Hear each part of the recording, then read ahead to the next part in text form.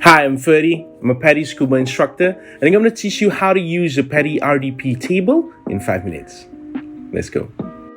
So we know in a scuba cylinder we have 21% of oxygen and 79% of nitrogen.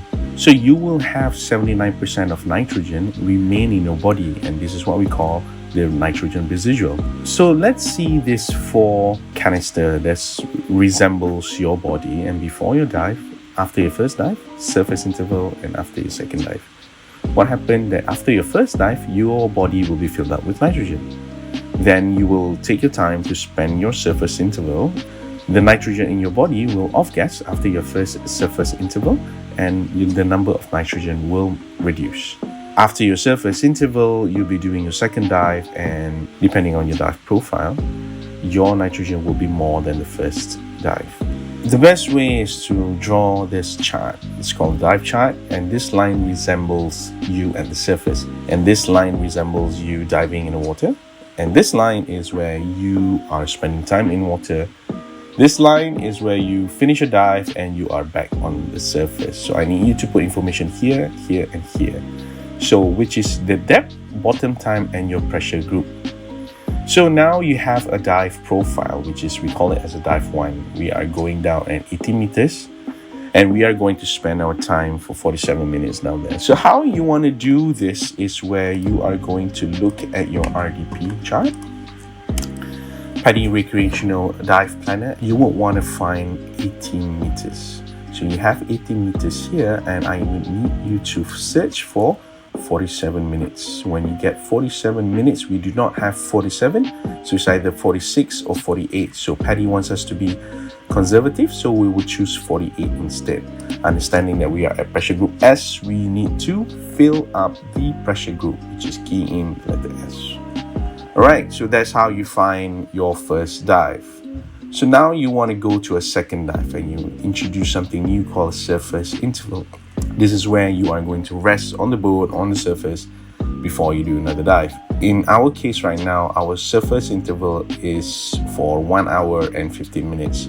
And I would like you to put in the information at the surface interval down here, which is the 1 hour 15 minutes. To calculate our second dive, you need to draw another profile, which is basically the same thing before. So from pressure group S, my serving 1 hour and 15 minutes, the nitrogen in your body will off-gas, and now you are in pressure group E. So we have a profile for our dive 2, which is now we're doing a depth of 12 meters, and we're going to spend time for about 65 minutes. Key in the information, and first you put in 12 meters here and 65 minutes of bottom time.